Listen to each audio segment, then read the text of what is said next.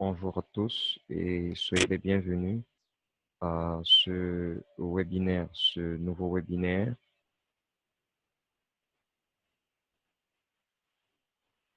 Permettez-moi de partager l'écran.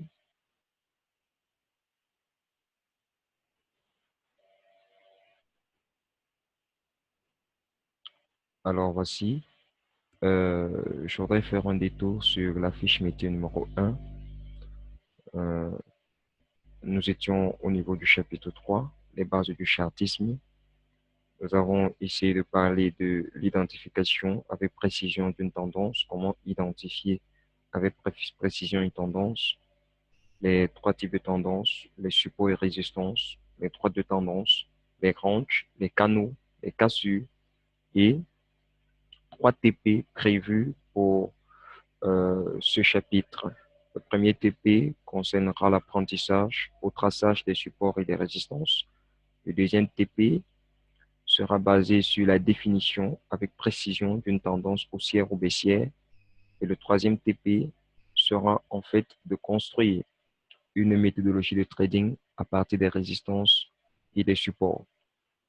Alors, la fiche métier numéro 1, le premier titre était de présenter, de définir et également de mettre en place un tracé de support et résistance sur le Forex. De notre côté, comment définir les points d'entrée, les points de sortie à partir d'une résistance ou d'un support. Alors, je vais parcourir rapidement. Là, nous avions un support, les supports horizontaux. Là, nous avons une résistance horizontale. Le but ici est de relier les plus creux et de relier les pics les plus signifiants, afin d'établir un support et une résistance. On va essayer de faire le lien avec la théorie de Down. Alors, on a mis en place une règle pour tracer les supports et les résistances, repérer les pics et les creux les plus significatifs, repérer les pics et les creux de même niveau. Là, c'est un cas particulier de la théorie de Down. Alors, sans plus tarder, nous allons passer à la fiche numéro 2. Alors, j'espère que tout le monde est bien connecté et que vous me suivez tous très bien. Ok, très bien. Alors, chapitre 3, les bases du chartisme. Fiche métier numéro 2. Titre 2, droit de tendance, les ranges et les canaux. Il est question ici de mettre en lumière les tendances du Forex avec les lignes et canaux de tendance. Alors, les lignes de tendance sont en quelque sorte des supports et des résistances obliques ou encore mobiles. Les règles de traçage sont les suivantes.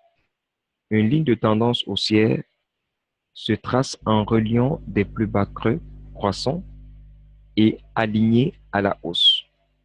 Une ligne de tendance baissière se trace en reliant des plus hauts sommets à décroissants et alignés à la baisse. Alors, qu'est-ce que ça veut dire? Voici une ligne de tendance baissière. Vous voyez les pics qui sont décroissants. Ils sont décroissants. Alors, une ligne de tendance baissière, qu'est-ce qu'elle fait? Revenons. Une ligne de tendance baissière se trace en reliant des plus hauts sommets à décroissants. Ils décroissent et alignés à la baisse. C'est ce que nous observons ici. Ils décroissent, ils décroissent, ils décroissent. Alors, je vais prendre un exemple pratique.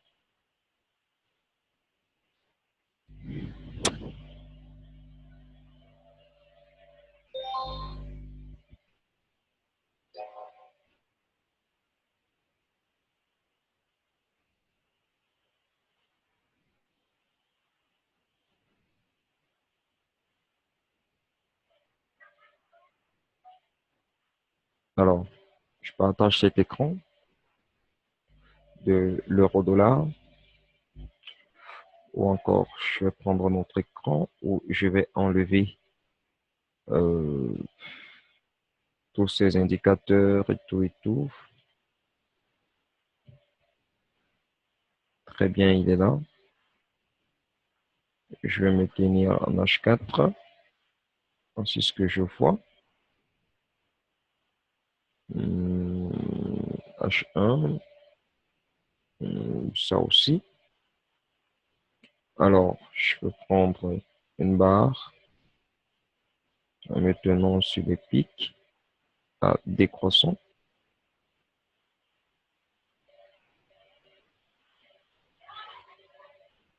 L'objectif, c'est d'être capable de relier au moins 3 pics. Vous voyez, au moins 3. Nous avons un, 2, 3 pics.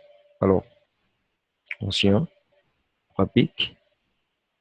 Alors, cette ligne est une ligne de résistance. Étant donné qu'elle est baissière, en direction vers le bas, nous avons affaire à une tendance baissière. OK? Nous avons affaire à une tendance baissière. Voilà comment on la trace. On repère les pics les plus significatifs, mais en décroissant vers la baisse. OK.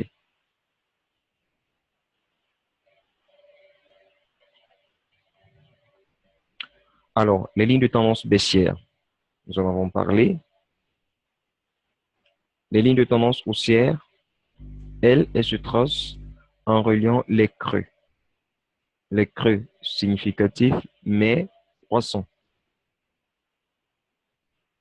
Alors, une ligne de tendance haussière se trace en reliant des plus bas creux, croissants et alignés à la hausse. Croissants et alignés à la hausse. C'est ça, c'est ça. Alors, quel est donc le lien avec la théorie de Down? Premier rappel, selon la théorie de Down, une tendance haussière est constituée de pics et de creux croissants.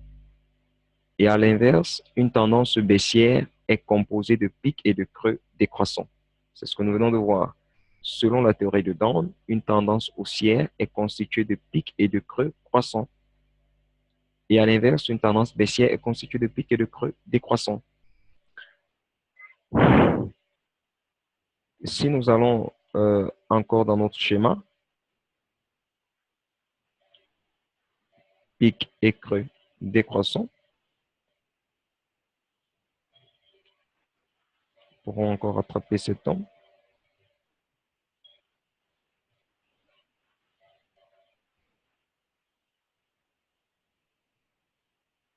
Voici ce que nous aurons.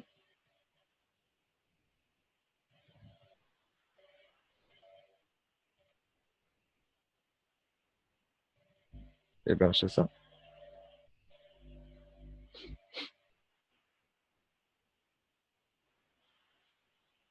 Je peux faire roter ça.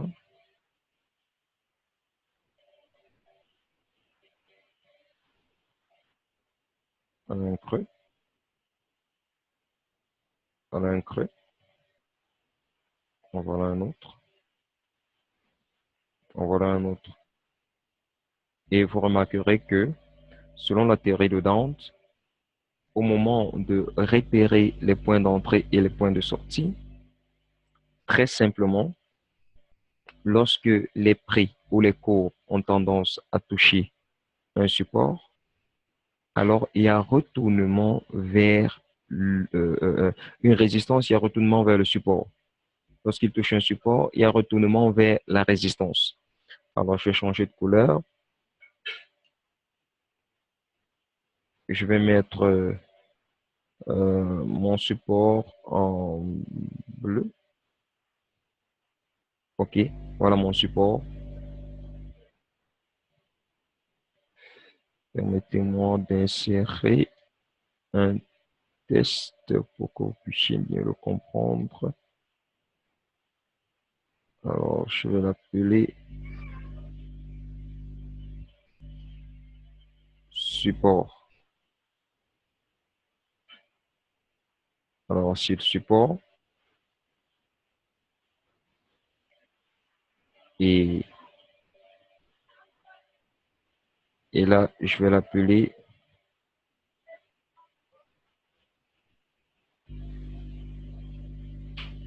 résistance.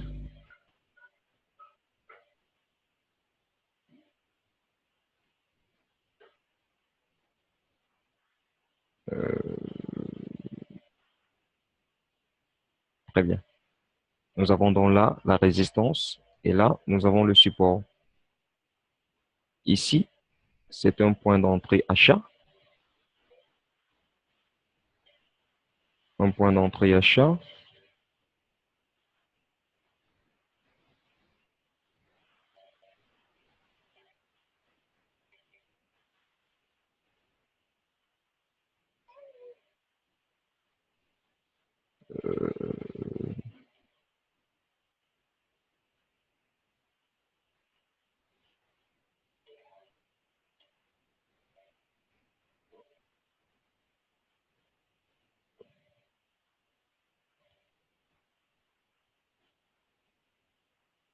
Il a touché. Point d'entrée achat.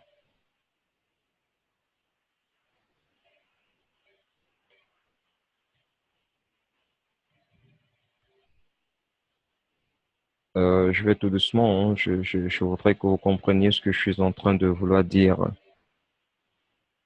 Alors là,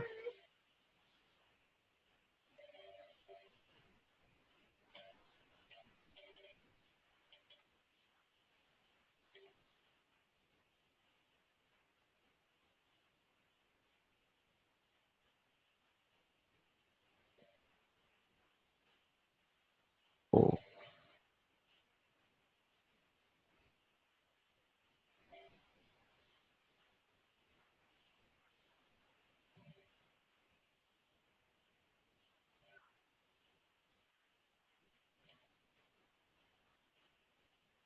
point d'entrée de vente. Vous voyez jusque-là. Et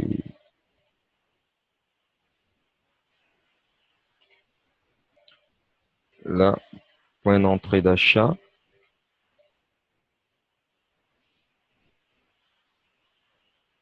Point d'entrée d'achat.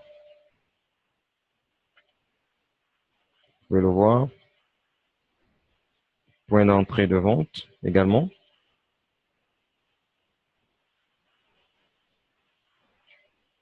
Point d'entrée de vente. Vous pouvez le voir là.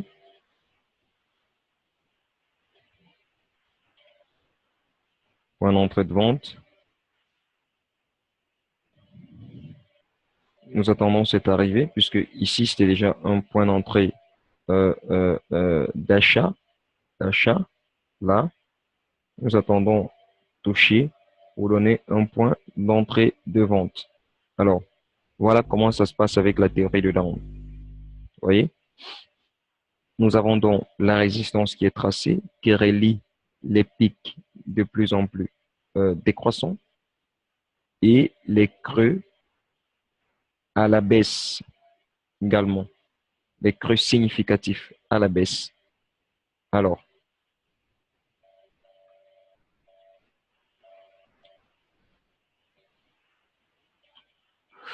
on dit, par conséquent, une ligne de tendance haussière met en lumière le respect d'une partie de cette règle, version hausse, avec des plus bas croissants.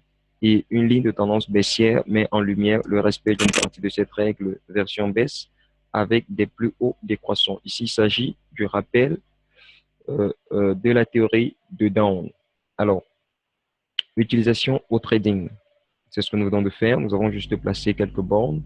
Et ici, nous allons essayer de parler de cela. Utilisation en trading. Comment nous l'avons vu, comme nous l'avons vu ci-dessus, une ligne de tendance haussière est une ligne qui soutient la hausse des cours en stoppant les petites baisses intermédiaires. Alors, à l'inverse, une ligne de tendance baissière est une ligne qui pousse les cours à la baisse en bloquant les petites hausses intermédiaires. La première utilité des lignes de tendance est donc de permettre de mettre en lumière des tendances. La première utilité. Alors, acheter sur une ligne de tendance haussière et vendre serait une ligne de tendance baissière. Alors, nous sommes dans une ligne de tendance baissière. Nous devrions plutôt vendre sur une ligne de tendance baissière. OK? Vendre sur une ligne de tendance baissière et acheter sur une ligne de tendance haussière. Il y aura des petites hausses. Oui, il y aura des petites hausses, mais ce que nous vous proposons de faire, voyez, c'est d'attendre, de patienter que vous soyez soit au niveau de la barre de la résistance, soit au niveau de la barre du support pour pouvoir prendre une quelconque position, une quelconque décision et placer son objectif. Alors, je continue. Puisque les petites baisses des tendances haussières sont stoppées par les lignes de tendance haussière, il peut être intéressant de se positionner à l'achat lorsque les cours approchent ou touchent cette ligne de tendance. À l'inverse, il peut être judicieux de se positionner à la vente lorsque les cours approchent une ligne de tendance baissière. Alors, nous sommes là à l'approche de la ligne. Regardez ce scénario. Regardez celui-ci. Regardez. Voilà.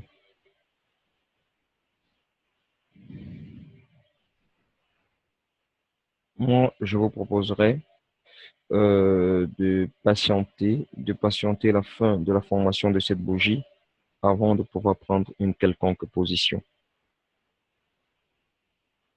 Alors, vente à la baisse au niveau de la résistance, achat à la hausse au niveau des supports. Jouer les cassures des lignes de tendance. Ça, c'est très important.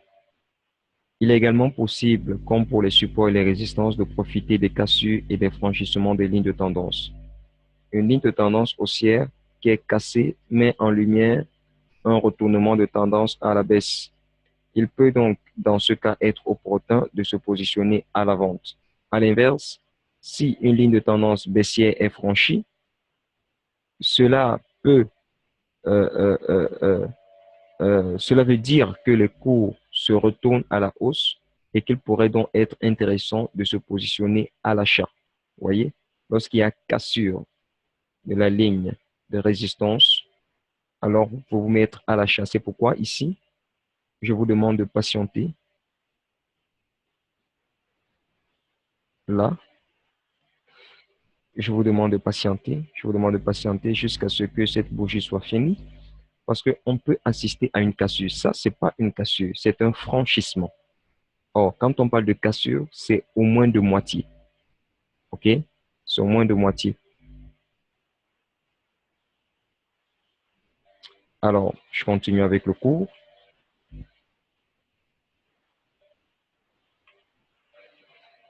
Alors, vous l'avez là en achat. Là, vous l'avez en vente. Lorsqu'il y a cassure de la ligne support, vous l'avez en vente. Alors, des précisions sur les règles de traçage.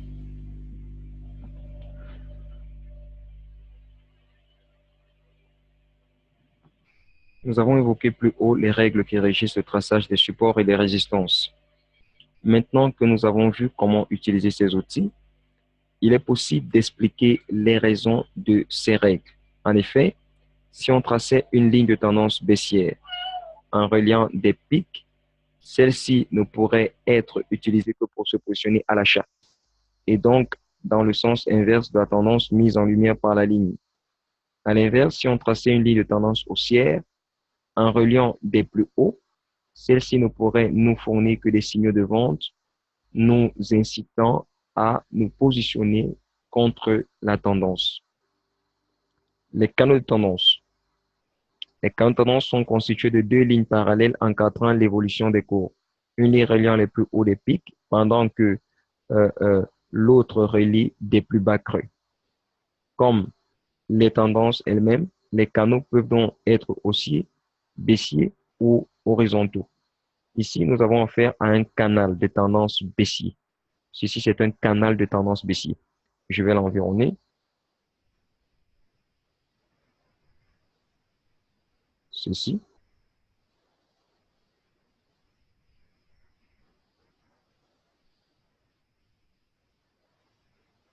Voilà.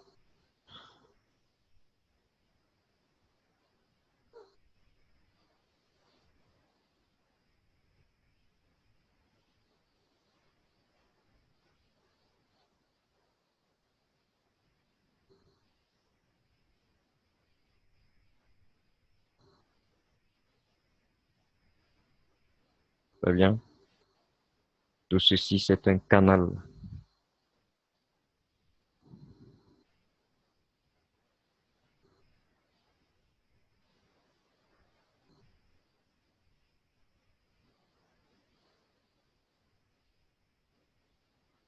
C'est un canal. Et je vais l'appeler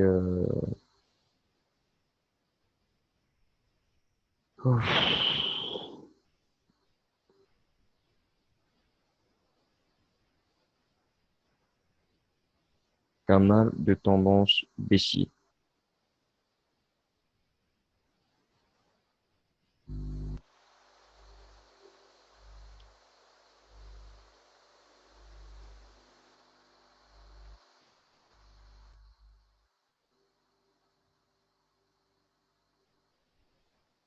Canal de tendance baissier.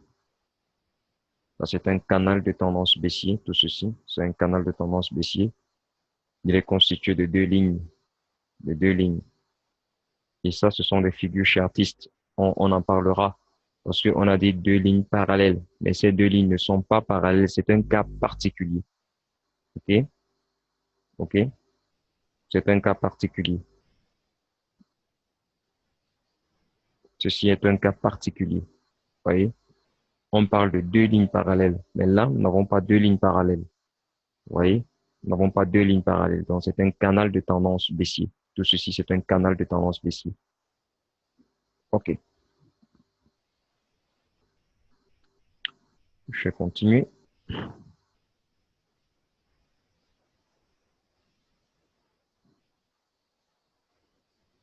Alors, le canal baissier, on peut l'avoir là, parallèle, mais nous n'avons pas un canal de tendance parallèle. Là-bas, nous avons un cas particulier du canal baissier. Un cas particulier du canal baissier. Le canal horizontal, les canaux haussiers. Alors, vous pourrez directement trouver un lien avec la théorie de Dond. Vous comprendrez que le canal haussier met en lumière un respect parfait de la théorie de Dond. Les règles des plus hauts et des plus bas, version hausse, puisque non seulement les pics et les creux sont croissants, mais également parfaitement alignés. À noter ici qu'on peut également considérer qu'on se trouve dans une évolution de la ligne de tendance haussière. En effet, le canal haussier est tout simplement composé d'une ligne de tendance haussière et de sa parallèle. Le canal baissier met en lumière un respect parfait la théorie de Dond, règle des plus hauts et des plus bas, version baisse, puisque non seulement les pics et les creux sont décroissants, mais également parfaitement alignés. En noter ici qu'on peut également considérer qu'on se trouve dans une évolution de la ligne de tendance baissière. En effet, le canal baissier est tout simplement composé d'une ligne de tendance baissière et de sa parallèle. OK? Très bien.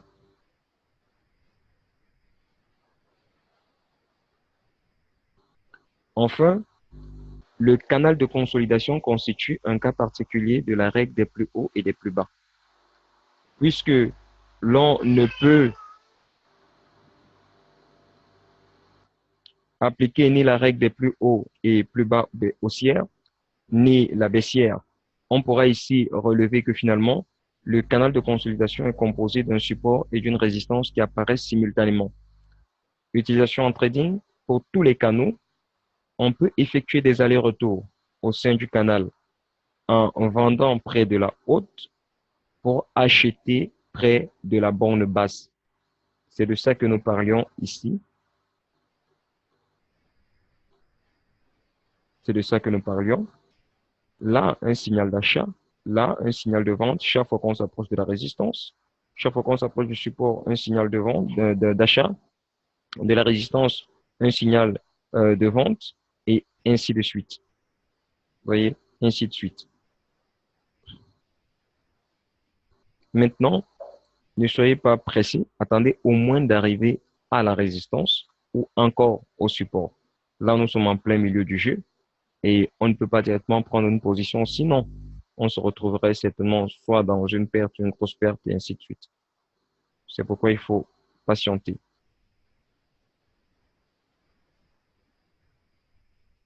OK.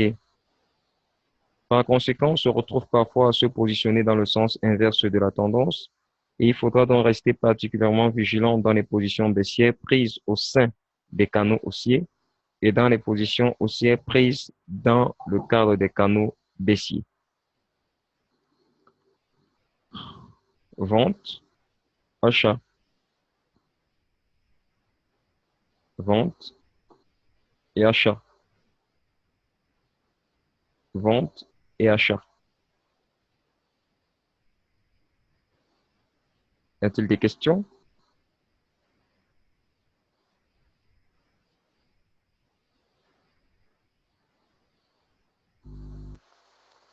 Des questions?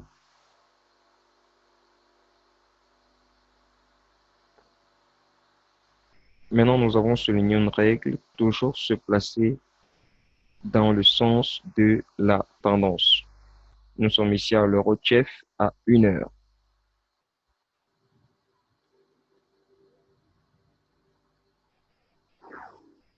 Bon,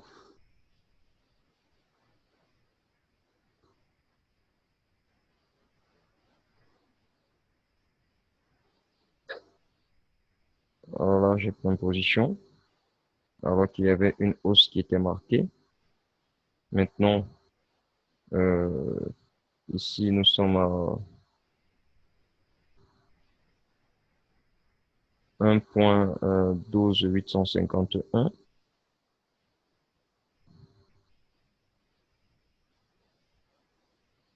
pour mettre mon stop de protection. Je peux le mettre là. Et mon take profit,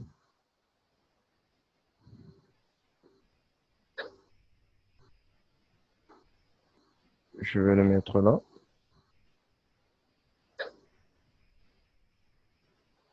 À 78 €. Et c'est parti.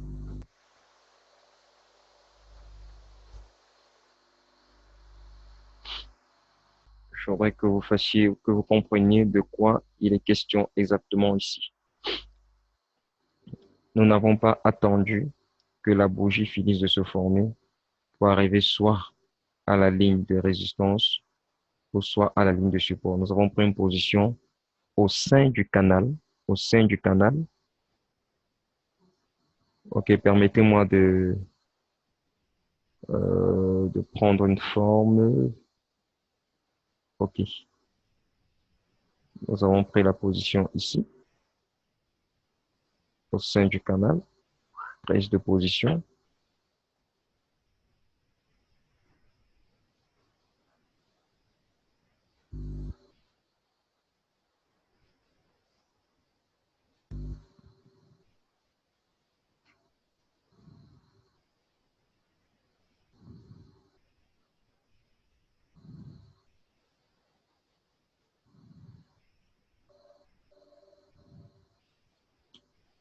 Prise de position baissière, ici. C'est ce que nous avons fait.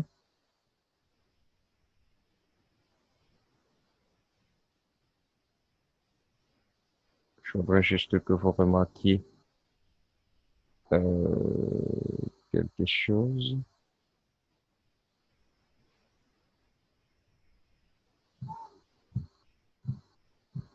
Bon, je prends une position baissière là.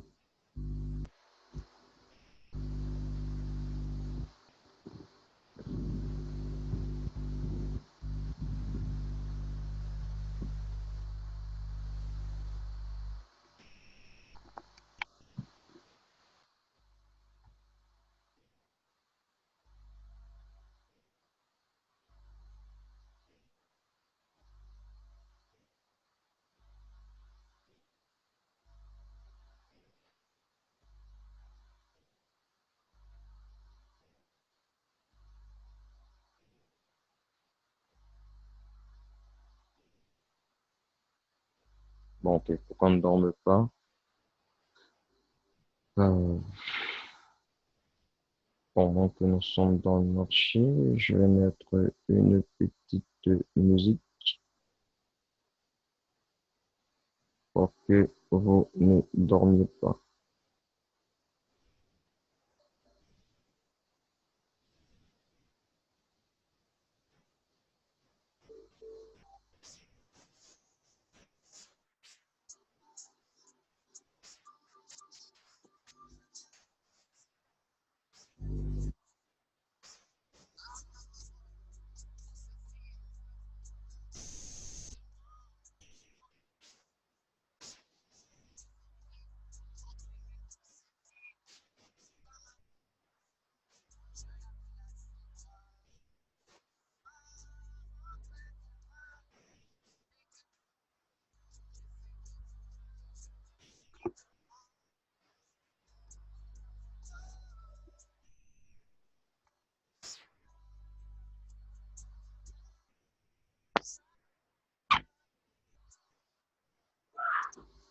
Vous voyez, vous pouvez déjà remarquer, nous sommes en perte de 13 euros, prise de position au sein du canal, alors que la course n'était pas encore terminée. Vous voyez, je voudrais que vous remarquiez, vous compreniez ce qui se passe.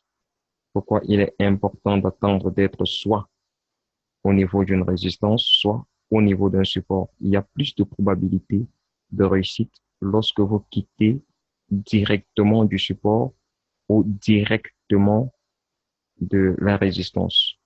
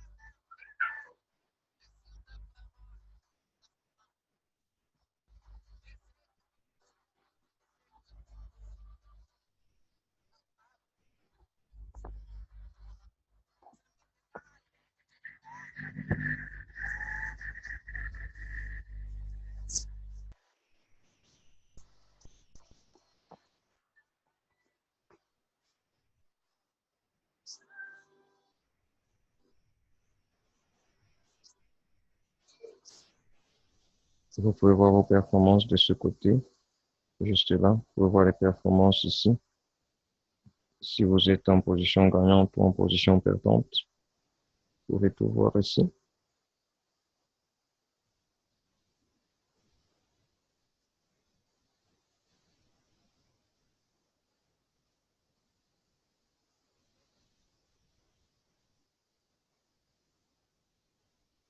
OK.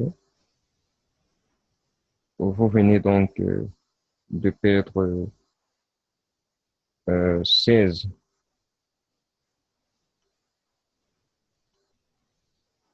16 euros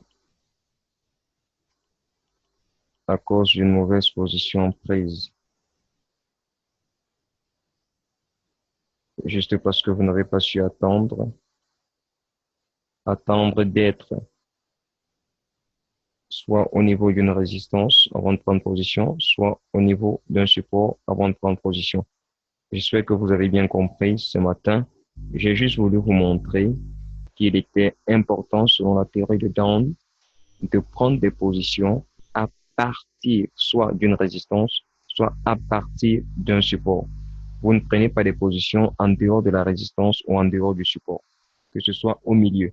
Parce que là, il faut être très vigilant lorsque vous prenez une position dans le canal, au sein du canal. Il est nécessaire d'attendre que vous soyez soit à un support, donc que cette bougie finisse, vous voyez la prochaine bougie, la formation de la prochaine bougie, soit il y a cassure de la résistance ou cassure du support, soit il y a respect et consolidation, un retour vers le support ou vers la résistance. OK? Merci d'avoir suivi ce cours. Si vous avez des questions, n'hésitez pas. Vous pouvez nous envoyer vos questions par WhatsApp au numéro standard de Prescal Learning, le 690 34 35 81, ou encore nous faire simplement un mail à support@prescalearning.com. Pour toutes les questions, nous sommes là pour répondre. Merci et à demain.